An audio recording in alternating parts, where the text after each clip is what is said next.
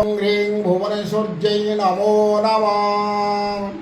आपणकर स्वामी स्त्री मध्य सबुबले झगड़ा लगुच कि कलिकजिया लगुच शांति नाही पारिवारिक अशांति लगी रोचे परस्पर मध्य शांति नाही प्रीति नाही मैत्री भाव रोना ताले गोटे सरल प्रतिकार करंतु कौन अमावास्या तिथि ब्राह्म्य मुहूर्त उठी नित्यकर्म सारी गोटे ओस्थ गछ मूल को जातु ओस्थ गछ मूलर मुठाए माटी संग्रह करंतु गोटे धड़ा कागज रखु रखी गुड़ेक आपण घर को आणतु घर को आनी सारा गोटे आसन पकई बसतु बसी सारिकी से माटी की मंत्रण करंतु तम जहाँ सांगे झगड़ा लगुच नाम उच्चारण करी मंत्र मु डाकुची ओं ह्रीं कामाख्या देव्यै अमुकस्य वसमानय हुं फट स्वाहा यही मंत्र को 21 थर पढ़ंतु यही प्रयोग 5 दिन पर्यंत करंतु मंत्र जप करंतु 21 थर नाखा 5 दिन सरीगला यही माटी की